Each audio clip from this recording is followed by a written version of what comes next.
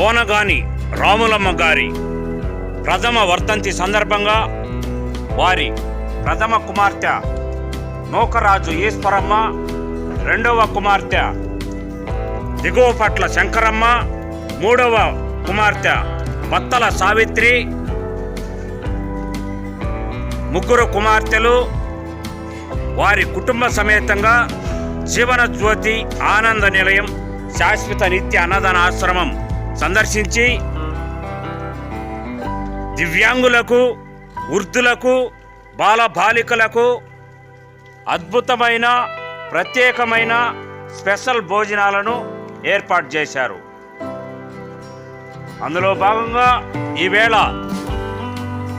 పోనగాని రాములమ్మ గారికి ఆమె ఏ లోకంలో ఉన్నా వారి ఆత్మకు శాంతి చేకూరాలని జీవన జ్యోతి ఆనంద నిలయమునందు ఆకలి తీర్చుకోబోతున్న ప్రతి ఒక్కరూ పేరు పేరున పోనగాని రాములమ్మ గారికి ప్రత్యేక నివాళులు తెలిపారు.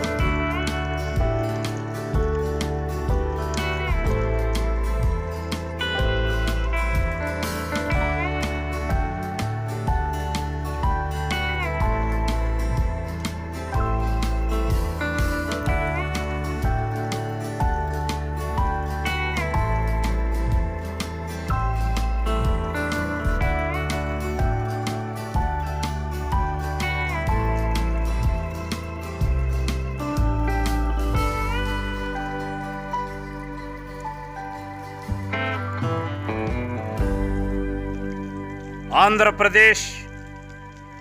అన్నమయ్య జిల్లా చిట్వేలి మండలం సిద్ధారెడ్డిపల్లె గ్రామస్తులు, గౌరవనీయులు, కీర్తిశేషులు పోనగాని రాములమ్మ గారి మొదటి వర్ధంతి సందర్భంగా వారి ప్రథమ కుమార్తె నూకరాజు ఈశ్వరమ్మ, వారి నూకరాజు ఈశ్వరమ్మ గారి శ్రీవారు వీరయ్య, అలాగే పోనగాని రాములమ్మ గారి మనవళ్ళు నూకరాజు సందీప్ యాదవ్, నూకరాజు నాగార్జున యాదవ్, అలాగే కీర్తిశేషులు గౌరవనీయులు పోనగాని రాములమ్మ గారి ప్రథమ వర్ధంతి సందర్భంగా వారి రెండవ కుమార్తె దిగువపట్ల శంకరమ్మ, దిగువపట్ల నాగేశ్వరరావు దంపతులు మరియు వారి దిగువపట్ల శంకరమ్మ నాగేశ్వరరావు దంపతుల కుమారుళ్ళు, కూతుర్లు అనగా పోనగాని రాములమ్మ రెండవ కుమార్తె సంతానం మనవళ్ళు, మనవరాళ్ళు దిగువపట్ల శివకుమార్ యాదవ్, సుశాంత యాదవ్,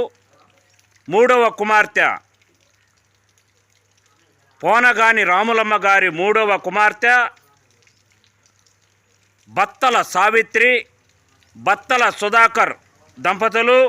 అలాగే పోనగాని రాములమ్మ గారి మూడవ కుమార్తె సంతానం అనగా రాములమ్మ గారి మనవరాళ్ళు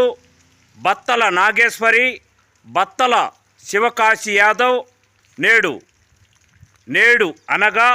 25/9/2024 జీవన జ్యోతి ఆనంద నిలయం శాశ్వత నిత్య అన్నదాన ఆశ్రమం చేరుకొని వృద్ధులకు, దివ్యాంగులకు, బాలబాలికలకు అద్భుత అన్నదానం ఏర్పాటు చేశారు. మరి కాసేపట్లో వీరి చేతుల మీదుగా వడ్డిస్తారు.